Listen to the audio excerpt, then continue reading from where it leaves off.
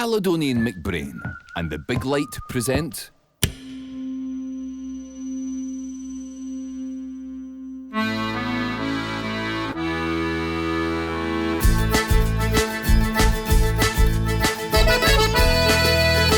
Falcha, I'm Coinneach Macleod, the Hebridean Baker. Originally from the Isle of Bute, I'm an author, TV presenter and travel blogger.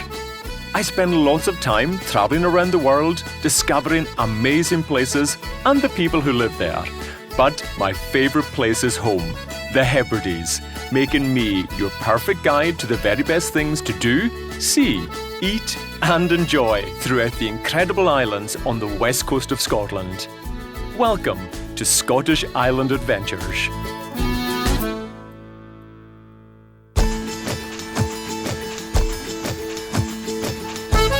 In this episode, we're hopping across the Firth of Clyde to one of Scotland's most accessible islands, Bute. Step on a Calmac ferry at Wemyss Bay, just south of Glasgow, and in no time you'll have sailed into Bute's picturesque port town of Rothesay. Famous as one of the main destinations for city folk going doon the water in the heydays of the Glasgow Fair holiday, the island is now experiencing a renaissance as a fabulous place for a great day out or a longer break.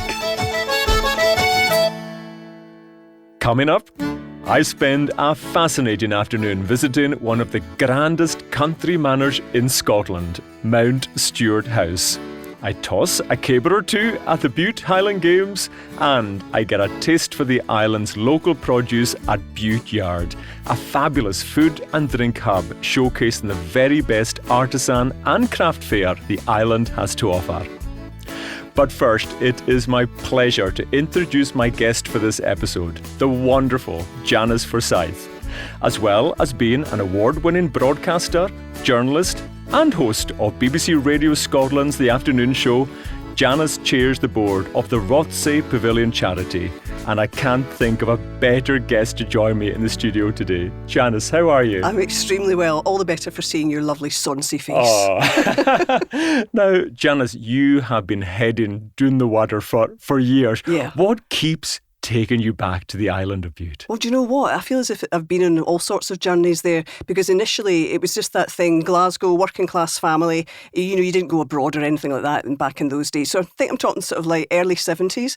And I have such distinct memories because back then it was the place to go, but before people were jetting off across the world. So I remember as you made your way down through the Wemyss Bay station, it's the most beautiful station and incidentally still is well worth a visit. It wins all sorts of awards all the time. But I remember it so well because my dad was carrying the bags. I remember looking at him thinking, oh my goodness, how's he managing to carry the bags? And as a wee girl, you're just looking at your parents. It's such an adventure. Also, I now look back and laugh because it seemed that we'd gone on a train journey for hours. Of course, it's just a couple of hours to get from Glasgow Central Station to Wemyss Bay. But yes, it was just incredibly exciting and it was just what we always did. But can I tell you, it got to a stage where you think, I wish I was going somewhere more exotic. So I kind of fell out of love with it in a way. Do you know what I mean? Which I think is quite natural. But then what happens is fast forward a few years till you're kind of like slightly more grown up. And my goodness, it's the fabulous romantic thing to take your partner du jour on that ferry over to Rothesay, because actually that whole thing of going on that sail across to Bute is a beautiful thing. And I do, thinking back to my mum and dad, actually, I always remember my father as a working man saying that he could feel all the worries and the burdens of life just lifting from his shoulders as he went on that sail. And that has stayed with me. And I genuinely feel the same when I do that. And there was that phrase, as I said, doon the water. Yeah. I don't know if I can say it with a great Glasgow accent. You've done it very well, actually. You really have. But what does that mean? For it's folk? A great phrase, isn't it? Doon the water. It has to be more of the water. Water, doon the water. It really just means that you're going down. So you're going down through that sort of whole Clyde estuary and over to the wonderful island of Bute on that sail. And there is something, let's face it, no matter you've sailed to all sorts of places, there is something wonderful and glorious. And it doesn't matter where you're going, to get on a boat. Getting on a boat. And go for a sail. You're absolutely right. It's the start of an experience or an adventure, or you know you're doing something different when you're kind of heading on that boat. And, it's a great island. There's so much to see. Oh, there is. is. There's so much. And that's the thing. Originally, we would just go to Rothsay. And I have to be honest, back then, I don't know if it's still the same, it was a wee stony beach you were on, kind of like, all right, okay, this isn't so great. But later on, I, with my older brother, Roddy, we ended up doing some hitchhiking. Don't think we told our parents we were doing it. And I remember being taken by a couple of really nice people who picked us up, and we went to Scalpsea Bay. So that's another of my absolute favourite places to go. You wouldn't believe it, Coinneach. They have extraordinary, it's a viewing point, so you can see hundreds of seals up on the rocks doing their seal thing. And it's just the most beautiful thing. You can go to a vantage point further up to look, or you can just be on the beach. So that was a revelation to find out, having only been limited to the Rothsay Beach for so many years as a wee one, to find that there was a stunning beach with beautiful sand dunes. So that is also a favourite of mine. And Janice, there's a lot of grandeur to the buildings on the island, isn't there? But they're everywhere. They're really quite extraordinary. They are. And have you been to Mount Stuart House? I have certainly been to Mount Stuart House. In fact, I was there very recently. I've been several times. It's absolutely stunning. And the most recent time I went, there was a wonderful thing. You could sit back on a strange kind of, I don't know if it was meant to be a bull or something. You could lie back on this kind of leather construction and just look up at the ceiling with all of the beautiful stars painted on it. It's mind-boggling, Mount Stuart. It really is. Well, of all the stately homes in Scotland, and there's certainly no shortage, Mount Stuart House has got to be one of the most remarkable. The building itself, built in the Gothic Revival style, is a real feat of architectural prowess inside and out. I caught up with tour guide Margaret, whose intimate knowledge of its history, interiors and impact on Bute really brought home the significance of this magnificent estate.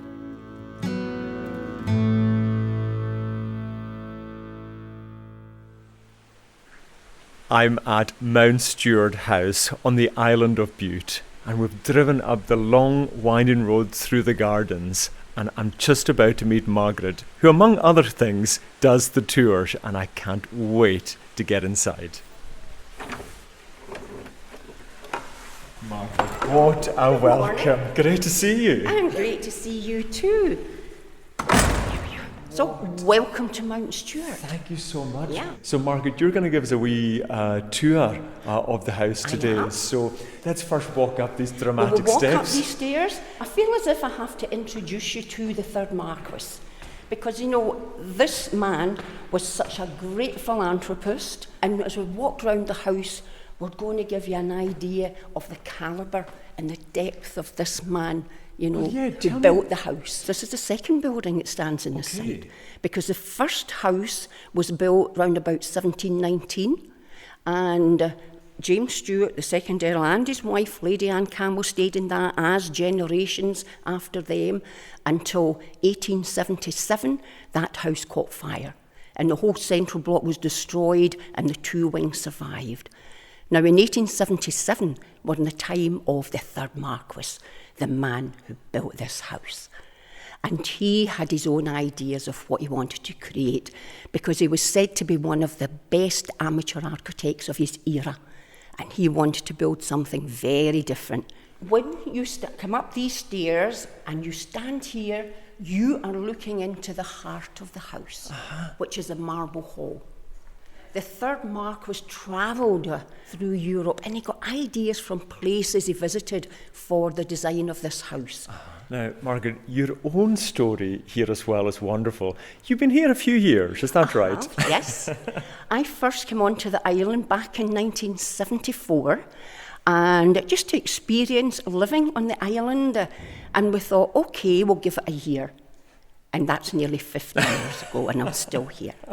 And I wouldn't be anywhere else. When you started at the house, what was the house like? Was it quite different? It was to what a living home because yeah. yes, at the time it was the sixth Marquis who was the head of the Stuarts then, and I worked for the sixth Marquis. And my position here was with the butler in the dining room. Wow. So it was my job to go into the silver safe, bring out the decoration, set the table, make up the linen napkins, and serve with the butler. And I did that for over 11 years. My goodness. Me being a Glaswegian, yes. You know, when I came into the house to work, I felt I was playing a part in a play. Because to me, you know, you're coming from tenements in Glasgow, and then you come here, and then when I left the house, after working for a day, I felt as if I became myself again. Sure. Who would think the folks in Glasgow would think me saying this, my lord, no, my lord, so. I would like to take you into my room, the dining room. Oh, I'd love that. As soon as you go through here, and again, it's the intricacy of the detail of work in this house. Because guests coming into the house, they come into the dining room for a meal, a glass of wine. If the door hinges are carved with grapes and grapevines. And even the door handle carved with the oak leaf and acorn, because that's the emblem of the Stuarts. And even the oak panelling in the dining room, when you look at the frieze beautifully carved above the panelling, you'll see there's birds foraging for food because they're in the dining room having their meal. I love that. Everything has a reason. Now, oh my goodness, I this think is you stunning. can tell this is a dining room. This, I mean, if you were being invited to dinner at the house, this was quite a special occasion for people, wasn't it? Yes, this is the main dining room that would be used when there was guests in the house. We'll look at the house and it's filled with traditional pieces and that kind of grand art that you would expect. But actually they brought quite a lot of modern touches, didn't they, into the house as it was developing. Did I learn right that this is one of the first houses that had electricity even? This is the first house in the country that was built, planned in 1877, started building it in 1880. It took just over 20 years to build. And when it was built with electricity in it, with central heating in it, underfloor heating here, telephone lines, ensuite bathrooms, and an indoor heated swimming pool. The third Marquis who built this, he was way ahead of his time, way ahead. So what room are you taking us into I'm now? going to take you now into, which was the ladies' drawing room. This was Gwendolyn's drawing room. Wow. Now, after a meal, the guests would make their way in here, and the ladies would retire here for the evening, but the men would have made their way through. There's a door here to my left, and the men would make their way through there because that was originally the smoke room. Okay. And that's where the men would go for their brandy and cigars and put the worlds to right. Now, they've not made a very good job yet so far, I don't think. Now, the one I am really excited about visiting is the Marble Chapel. Oh, and I would love yes. us to take a wee walk You there. can't come to Mount Stuart without visiting the Marble Chapel. The third Marquis converted to Catholicism when he turned 21, and it was his ultimate dream when he built this house to build himself a chapel. My eyes are drawn immediately up to this, what kind of red, turreted ceiling. It's spectacular. Well, do you know, the sad thing is that they didn't start building this chapel till 1896. It was the last of the buildings to be built. And sadly, the third Marquis died in 1900 at the age of 53, and he never lived to see his chapel built.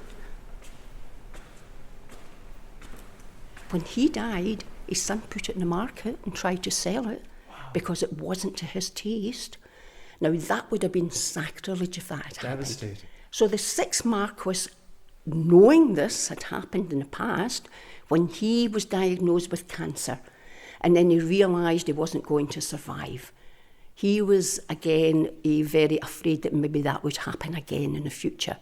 So he, before he died, set this house up as the private trust, the Mount Stuart Trust, so that on his death, the building, the house, went over to the trust, the charitable trust. But everything in the house is on loan to the trust. But it means the family no longer own the building, so they can never sell it. Margaret, we've just arrived back in the Marble Hall, and again, I'm back looking up at the ceiling. Tell us a little bit about that. The third Marquis's passions were astrology, astronomy, theology, Greek mythology, and he loved the arts and crafts movement, and he's very cleverly combined them all together in this house. And up there, designed by a man called Horatio Walter Lonsdale, the ceiling depicts the night sky, and up there you've got the 49 constellations of the Northern Hemisphere. In gold we've got characters from Greek mythology, and all the stars are glass crystals backed with silver. Margaret, I can tell why people just come back and return to this stunning place year after year. I know I'll be back. Oh, you have to come back. Have to.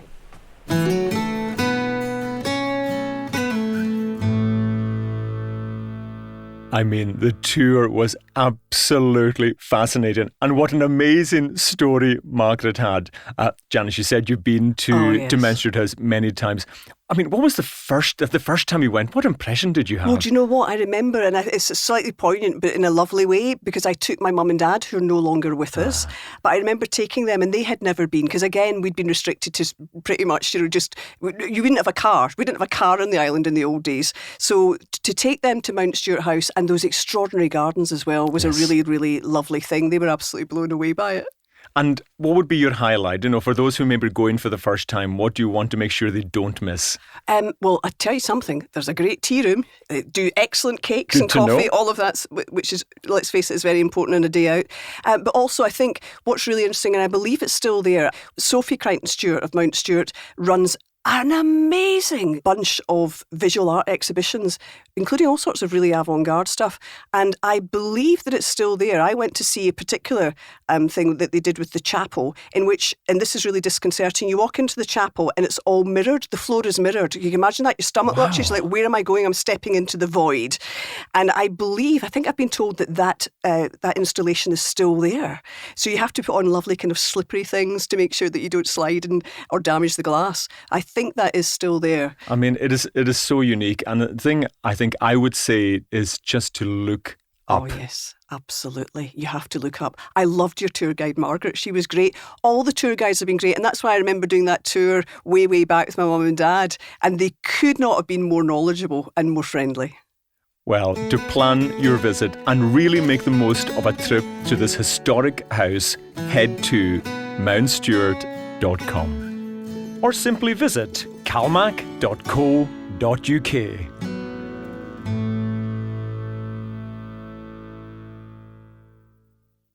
Every Scottish island in your bucket list.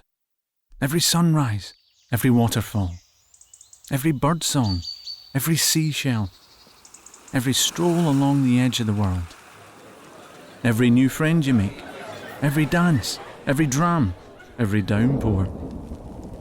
Every crackling campfire, every sparkling night sky, every feast under harbour lights, and every photo under that red Calmac funnel.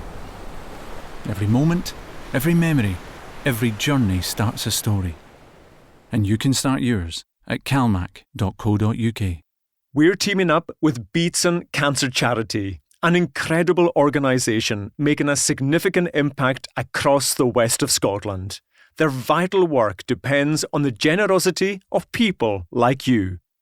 Beatson Cancer Charity provides a wide range of essential services to cancer patients and their families. From complementary therapies to specialised health and work support, they offer a lifeline during some of life's toughest moments. If you want to get involved, head over to beatsoncancercharity.org/donate. Your help means the world to those who need it most. The Isle of Harris Distillery is the social distillery, proudly built in the heart of their island community to create sustainable employment for local men and women. With a peat fire burning year-round, a warm outer Hebridean welcome is always assured. And a dram of the award-winning Isle of Harris gin and elemental single malt whisky the Heroch awaits. 2 spirits, 1 purpose. To learn more about the distillery's story or to order a bottle or 2, visit harrisdistillery.com. Sláinte bheith. Now, Janice, Mount Stuart is a superb example of a building that's been expertly preserved and maintained, but it's not the only historic building on Bute. The Rothsay Pavilion, I mean, it's a stunning entertainment venue built in 1938. Yep.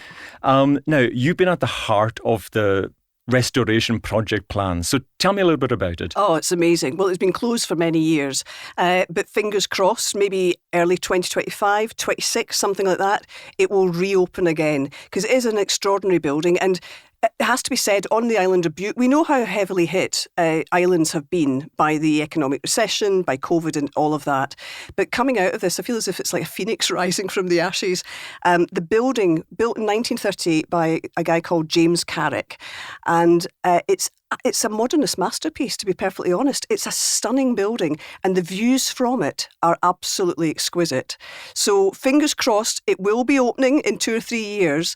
The views are amazing, but also it's all part of the economic regeneration of Bute, which is so important. So I've been the chair of the charity for a few years, and I think we're going to get there. We're going to get it reopened. Wouldn't that be amazing? Yes. I mean, why would this be so important to the island? Well, I think the fact that it's been closed for so long and so many people, this is it. We've done quite a lot of outreach activities with people, and genuinely we felt the love that people have for that building. They want it to be back open. So I think we're on the home straight for that. But it will be, as I say, what we really want to do is come into the 21st century, make it a digital hub. We have all sorts of extraordinary plans for this building, and to create jobs, particularly for a new generation on Bute.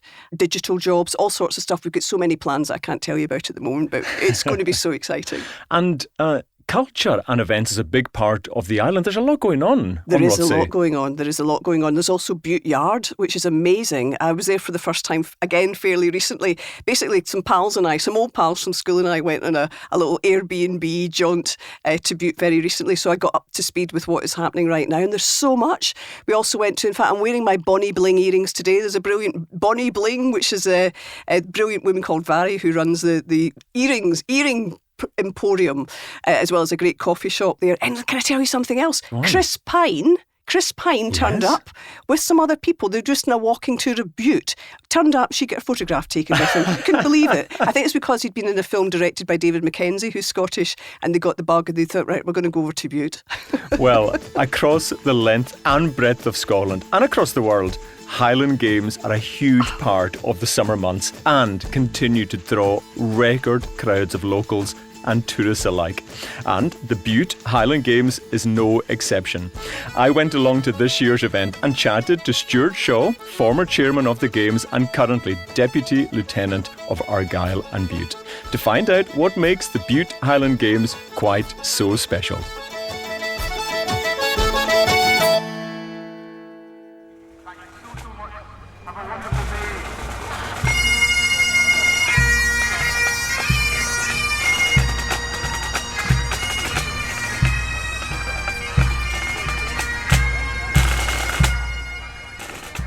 I'm here with Stuart Shaw, past chairman of Bute Highland Games. Stuart, what a view we've got here. Absolutely, Coinneach. We're looking right across the whole arena, and there will be the heavies.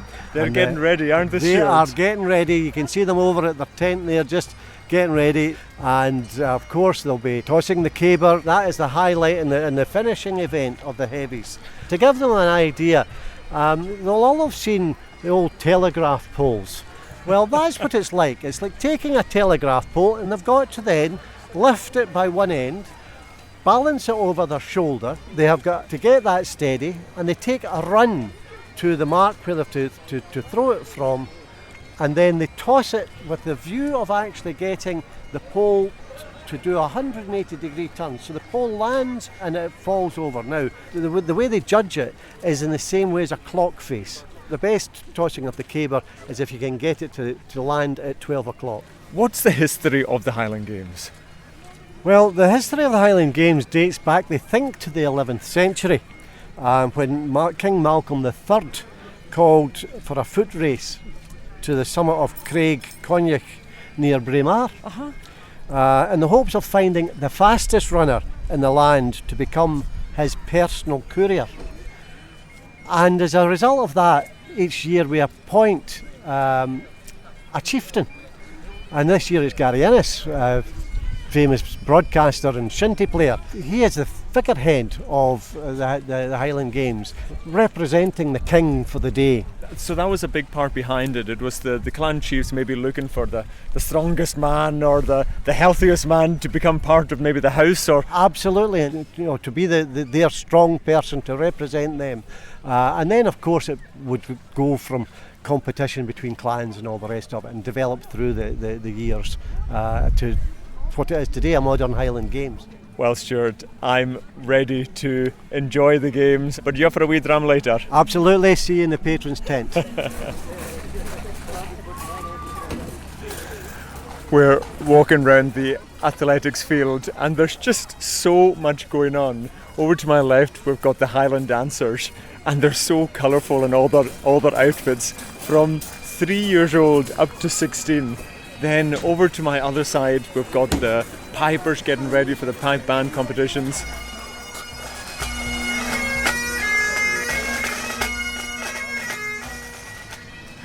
I'm just here with Greg and Heather, two of today's competitors at the wrestling. Heather, is this your first time here? No, I have been coming to Bute Highland Games every year since I was probably born.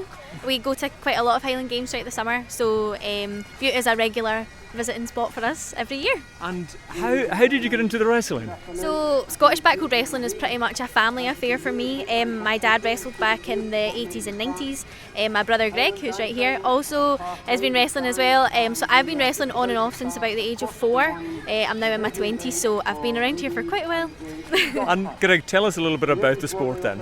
So basically you shake hands with your opponent and you then clasp your hands round the back, and then anything by the soles of your feet that touch the floor is a point to your opponent, and it's best of 5. Also, an amazing thing about wrestling is that females can enter into the male categories. So it's very kind of progressive in that sense. So I might be taking my chances and entering some of the male categories today, give them a bit of a run for their money. Brilliant. Well, I can't wait to see you compete, and good luck for the games today. Thank you so much. Thanks. So I'm here with Brogan, Willow and Isla. You're competing at the Highland Dancing today. Yeah. Willow, how long have you been dancing for? Since I was 2.5, so about 13 years. That is impressive. And are you from Bute? I'm from down beside Aberdeen, so we're both from Scotland, but she's actually from... I'm from Canada, Ontario. Okay, and have you come over for the games? Yeah, I've come over for Cowell mainly, the World Championship of Highland Dancing. Tell me why you got into Highland dancing, being over in Canada. My mum was a Highland dancer, so I saw her Highland dancing and I wanted to do it. Good luck. I think I'm going to stand and watch, so good luck to you all. Thank you.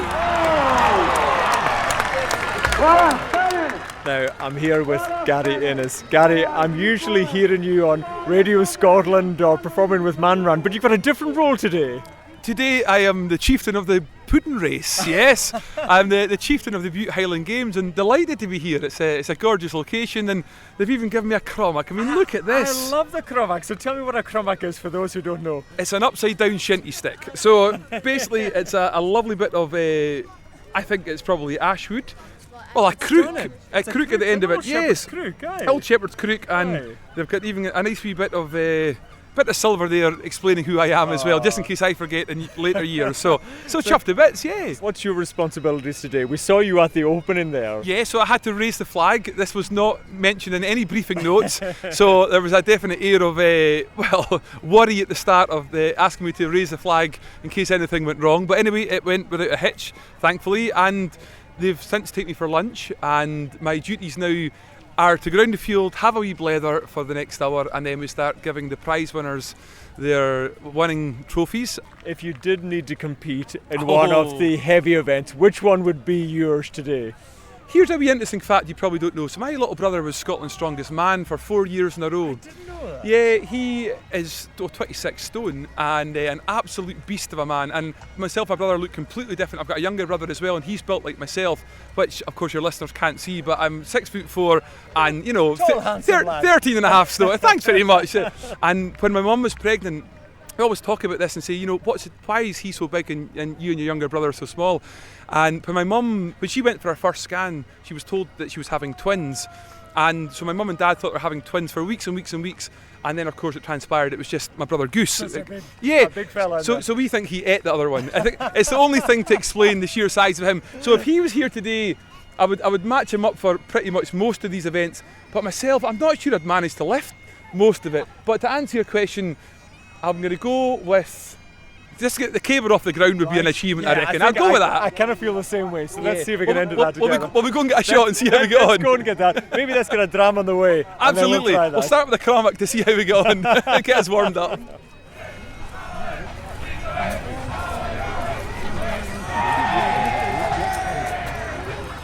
Anyone dancing in the area, please make sure the track is clear. The Highland dancers are being told to get out of the way because the 800 metres is just about to start. But I can see that the wrestling is going on. So I'm going to head round there to see who's going to win. Heather, how did you get on? I've had quite a good day. I came fourth in the male 11 stone 7 Scottish Championship, and I came first in the female 11 stone 7 Scottish Championship. Congratulations! Thank you very Amazing. much. Thank you. And no injuries? No, I'm all right. I'm okay. All my limbs still attached. Everything's good. How's your brother getting on? He's doing well. So we're about to do the final. Here he is. He's in the final, and he comes. He is against a wrestler called Ryan. Him and Ryan are very evenly matched. We'll see. Greg's wrestling in a kilt and Ryan's wrestling in shorts. So. And is there any advantage or disadvantage to the kilt, do you think? No, well, Greg's wrestled in a kilt all his life, so it's not something that he's unfamiliar with. Ryan prefers just to have shorts, so that's the first fall happened, and that the judges haven't given their scores yet, but I can confirm that was definitely Greg's. Just gonna got that one. Yes. Yep. Back. Yep. There we go. Oh, yep. I got it. You got it. Ryan's knee hit the floor. There we go. Yes. Amazing. 3-0, Greg. Fantastic. So, brother and sister champions today. Yes. Congratulations. Thank you very much. Thank you. It's in our blood, I guess. We'll have one proud dad, I'll tell you that. And the winner from there with a throw of 21.72, Rachel Hunter.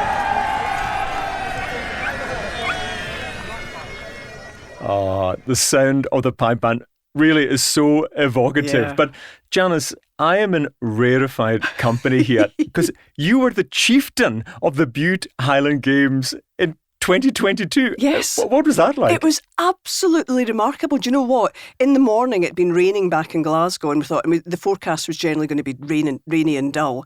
The skies opened, not with rain though, but with sunbeams. Wow. We were so blessed that day. We couldn't believe it. We could not have had better weather. And I've got a great photograph of me with my Coinneach. So I've got my fabulous Coinneach with my name on it. And I was thrilled to bits. And just seeing the Highland dancing, seeing the wrestling, all of that stuff was just wonderful. And I had to do some judging. Bloomin' loved it. I mean, I saw a photo of you. You looked resplendent in your tartan throughs. Yes. But it really is, for anybody who hasn't been to a Highland Games, to visit, there's so much going on. You're looking to your left and you're seeing somebody tossing the caber and Highland dancers, and there's some foodie treats. I mean, it's a bucket list kind of thing for people to do. It's the perfect day out, and one can totally understand why, for example, Americans would just be like, what? Is this real? This isn't Disneyland? Oh my goodness. No, it really is great. And it's just, as you say, it really is one of those things that's genuinely for all the family, from the wee ones right up to the oldest members of the family. Well, for more information about the Games, including past winners and programme schedules, visit butehighlandgames.org. Or simply visit calmac.co.uk.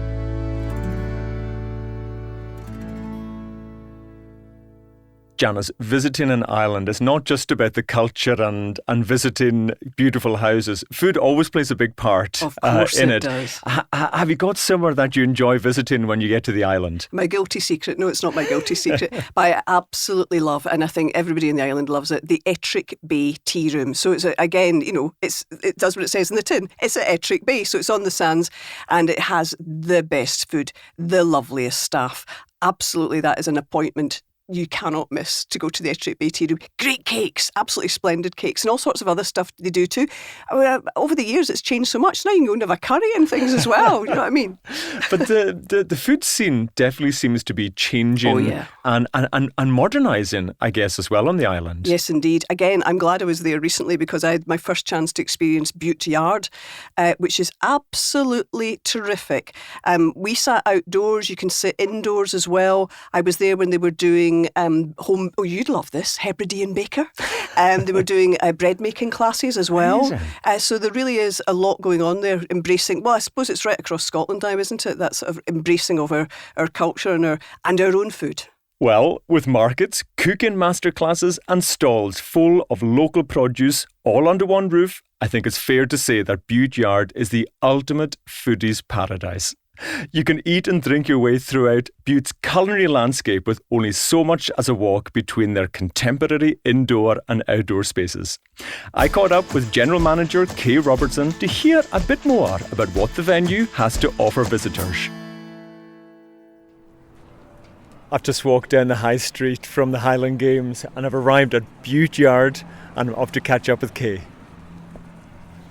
So, Kay, I've just walked off the high street and arrived at this beautiful modern building in the middle of historical Rothesay. But tell me, what is Bute Yard? Bute Yard is basically a contemporary events venue, but also a market space. We do monthly markets here, and then at the same time we support local businesses who are permanently based here. For example, the Isle of Bute Distillery, Bute Brew Company, the Isle of Bute Smokehouse. We've only been open for 2.5 months, so it's still fresh, but already popular. Do you want to come and have a look? Oh, I'd love to. We also have pop-up restaurants. Currently, we've got a 70 square metre kitchen that I'll show you just now that people can rent out as a catering company to support an event, but also to host these pop-up restaurants. And we're inviting chefs from all around to show their talents off, as well as the locals. Well, I'd love to have a look in the kitchen and see what's happening today. Let's go have a look.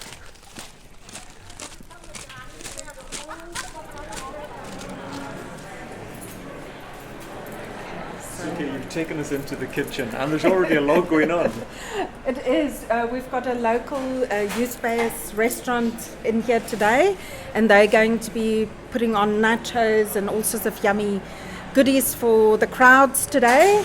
It's although it's early in the afternoon, it's already pretty busy in here.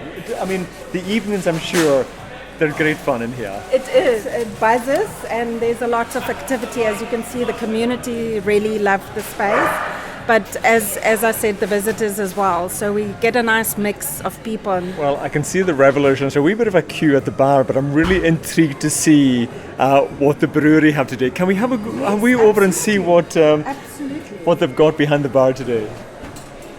Let's go and have a look through here. I'll introduce you to Imogen. She is a local brewer and distiller on site. Great to meet you. How are you? I'm good. How are you? So you're behind probably the coolest bar I've seen. Tell us a wee bit about the brewery then. The brewery's newer here, so we had the distillery previously and we've just started up. There was Bute Brew previously and Simon was the head brewer alongside Aidan. So we're bringing it back. We've got a few new beers that we've started. At the moment, we've just got a lager, a hazy IPA. We're brewing a sessionable pale ale at the moment, and we also have specialty brews that we do. Okay, so tell us a bit about the special ones. So the specialty brews, we kind of bring out 2 or 3 kegs of them at a time. We've had a raspberry lager, and we've got a banana lager on at the moment, if you guys would like to try that. Oh my, banana lager. Banana lager, yes. Okay, I think that's a must. Can I have a wee try of that? Of course you can, okay. I'll get you a chair. Plancha. Cheers. It's quite subtle. Oh, that's good. Yeah? It's not too in your face. I think a lot of people are put off by it and think it's going to be really intense. No, that's really nice. Yeah? As you say, it's got that kind of pilsner kind of flavour to it, but just a little hint of banana. More like the fragrance, isn't it? Yeah. I think it's a good breakfast beer. Breakfast beer. Okay, that's good to know. Yeah. That's good to know. Well, Imogen, great to meet you. Yeah, Slàinte, you too. and keep making these amazing beers. Well, Kay, after that wee treat of banana lager, I need something to soak it up. Have you got any other recommendations? I do indeed. Let's go outside and discover what's in the basket. Amazing.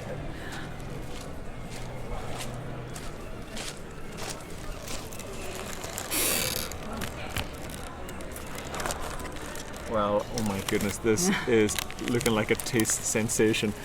All of these producers do come to the market, so you'll see them around every month. The thing I'm probably most excited about is the first thing I've seen, the Isle of Bute oak smoked Scottish cheddar. That sounds the dream. That's from the Isle of Bute Smokehouse. Everything from ribeye steaks, but I have to say, I have got a sweet tooth. And you're eyeing those cupcakes. I'm eyeing these cupcakes. They are Northern Lights cakery. If you come to the market, you'll see such a wide range that you've never imagined on a cupcake. What are some of your favourites that you just are so proud of that they're part of the marketplace? I think we're spotting there the Isle of Bute coffee. Yes. It's a really fantastic coffee taste. A lot of creative people on Bute. Well, I think you can probably just leave me here with all these treats and I'm going to have the best afternoon. Maybe another pint of that banana lager and it's going to be the best afternoon ever. What a treat. Lovely, and thank you so much for coming to visit us and enjoy Bute.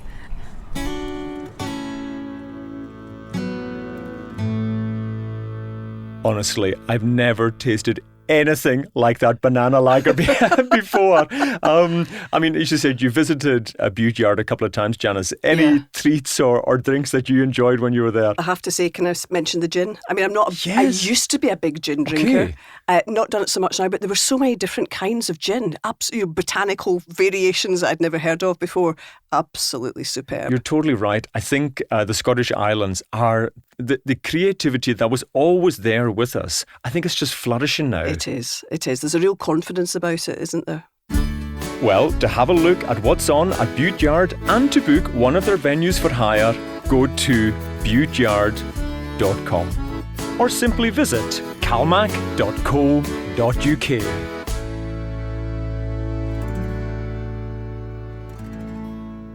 Now, Janice, if you were advising travellers just one last thing that they simply must do when they're visiting Bute, what would that be? Do you know what it is? I'm going to go all spiritual on you. There is one really special place. It's called St Blaine's. So there's a chapel, remains of the chapel. I think we're going way back to the 11th century or something like that. And it's a lovely walk over to it. And I have to tell you, it's the strangest thing. And I've discussed this with other people and they have experienced it too. You just get a sense, I don't know if it's just a sense of the history, but there's a real spiritual vibe comes over you. You just kind of feel lost in this atmosphere.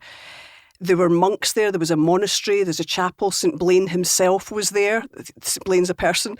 I've never experienced anything like it. I don't know how to describe it. Spiritual, Wonderful. I suppose. Yeah. An incredible atmosphere of history. You feel as if you're connecting to those people who were there all those years ago. Amazing. I love it.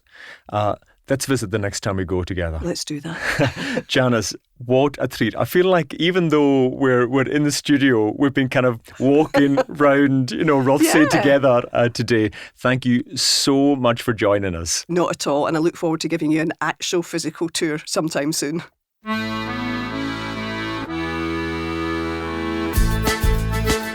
Well, that's all from this episode. I hope you enjoyed it. Please subscribe, like, rate, review, and share with your friends.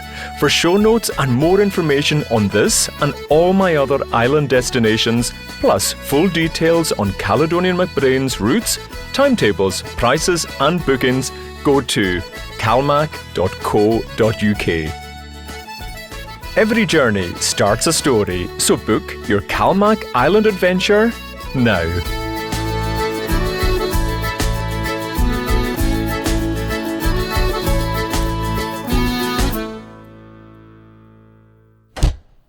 From the Big Light Studio.